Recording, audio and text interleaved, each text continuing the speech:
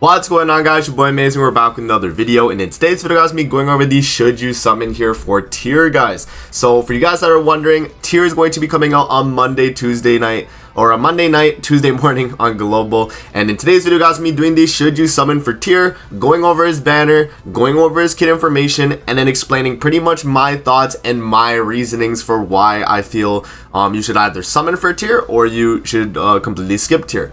Now let's kind of like look into his banner first, guys. We're gonna go over his banner first, then we're gonna go over his kit information. We don't actually have the translations from GC database yet, so I'm gonna have to use the ones that I manually translated, so this could be wrong, and you know, we'll obviously know exactly what it is when it comes to global, but they should be pretty accurate translations. I tried to get multiple translations as well, and then we'll be going over my final thoughts on the actual banner and him as a character, and if you should be summoning. So if you guys enjoy videos like this where I do should you summon videos, definitely make sure to like and subscribe. Every Saturday before the character drops on global, I always do the should you summon, so you know, like, subscribe, all that good stuff. And with that out of the way, guys, let's hop in and let's go over the banner. So the banner right here for tier is going to have tier at a 0.5% rate up with Sigurd, Green Thonar, Green Brunhild, Ragnarok Diane, Blue Magelda, Scotty, Jormungand, Freyr, Red Thonar, and then Freya on the banner. Now, the unfeatured characters are all at a 0.25% rate to pull,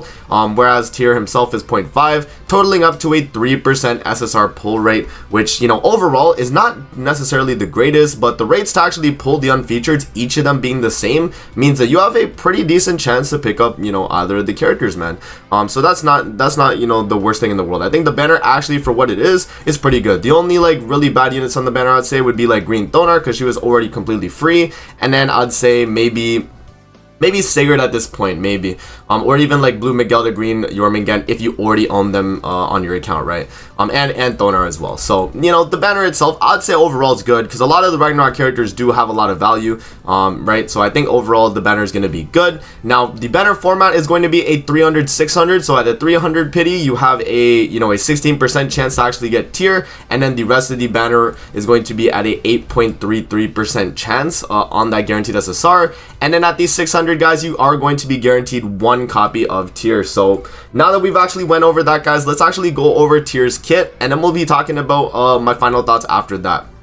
So I do have the translations pulled up, so what I'll do is I'll edit them on the screen as I'm reading out the, like, you know, the kit information for the character. So let's hop in. So the first thing is going to be the unity effect. Now for the unity, pretty much the way it works is that when a particular ally has the unity effect, their critical defense is going to be increased by 20%, and the specific allies that can actually run this link or have it on field will be Ragnarok characteristic or unknown race. So tier himself will get this 20% crit defense. But another thing is you could run this as a link, and then someone else that's a Ragnarok characteristic or unknown will also get that 20% crit defense. Now, one more thing to mention about this as well is that the dupe levels will actually increase the rank of the percent here. So it goes from 20% all the way up to 60%. I don't know the exact scaling on how much it goes up per dupe, but I will say that 20% at the start to 60 is, you know, about 40% of an increase from going 1 out of 6 to 6 out of 6. So just bear that in mind, guys. Moving on, guys, for the passive here, at the start of the battle, a certain ally is given Violent.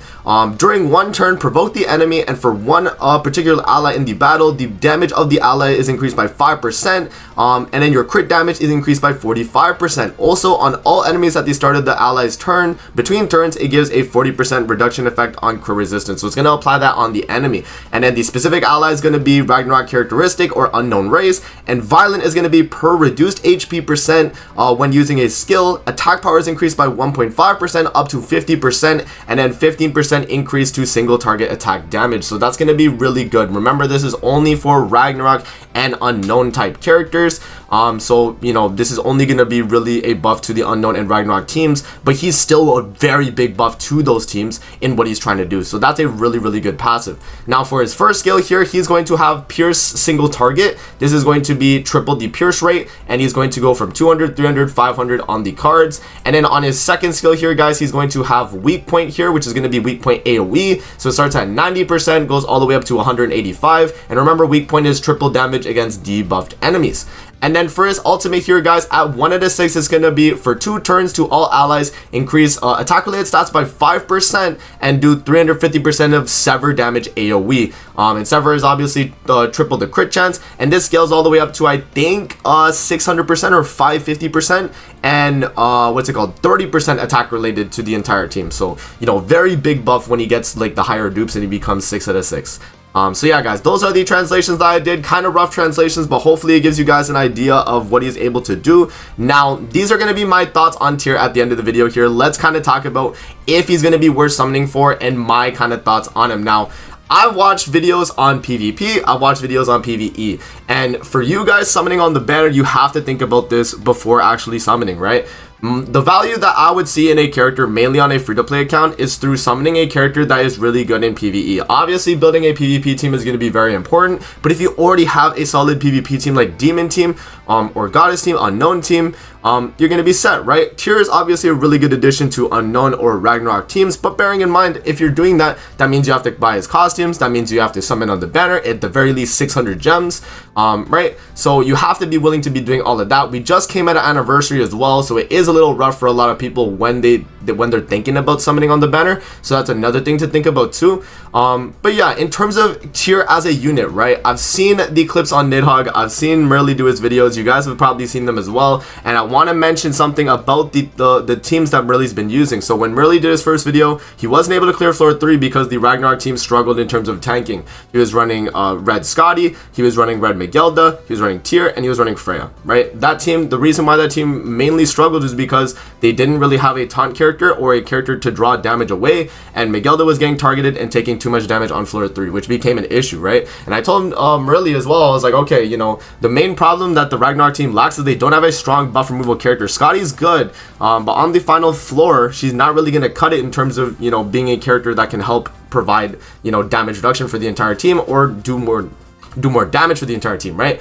And then Marilli used another team, right? And the other team was going to be Freyr with Holy Relic, Trader Melly, Tyr, and then you had Red Megilda. That team was able to clear all 3 floors, but bearing in mind that Freyr was the one that had the Holy Relic. So my conclusion off of seeing Tyr is that if you want to be able to beat floor 1 and floor 2 at the very least, you would either need to have Freyr Holy Relic or you would need to have Freya Holy Relic. So either or, you need to have one or the other, right?